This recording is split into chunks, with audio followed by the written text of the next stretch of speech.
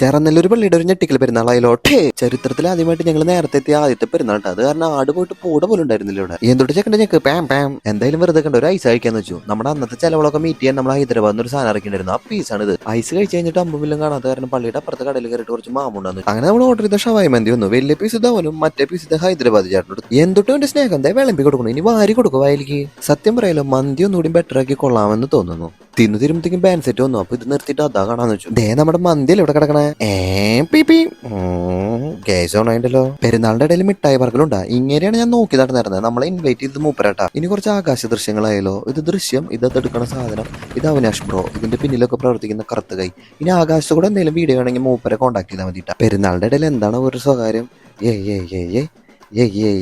Mega band set തുടങ്ങിയപ്പോഴാണ് പെരുന്നാളായിട്ട് പീക്കായ അങ്ങോട്ട് ചാടിക്കോട്ടങ്ങട്ട്. അങ്ങനെ പൊട്ടിക്കൽ പടക്കം കണ്ട് പള്ളിയുടെ ഉള്ളിൽ കയറി വരുമ്പോഴാണ് നമ്മുടെ ഫാൻസ് കാലുമ ചുറ്റി അവർക്കൊരു ദർശനം കൊടുത്തത്. നേരെ ഓസിന് ഐസ് കഴിക്കാൻ പോയി. പിന്നെ പെരുന്നാൾ ക്ഷണിച്ചതിനും ഐസ്ക്രീം മേടിച്ച് തന്നതിനും ആൻസൺ ബ്രോയ്ക്ക് സ്നേഹത്തിൽ ചാലിച്ച നന്ദിയുണ്ട്. പിന്നെ ഈ നീലക്കുപ്പായക്കാരൻ നമ്മളെ പറ്റി അബോധം പറയണു. അദ്ദേഹം കളിച്ചതിന്റെ ഡാൻസ് നമ്മൾ റീലോഞ്ച് കിട്ടാ സെഞ്ചിടുവേ. അപ്പൊ ബൈ.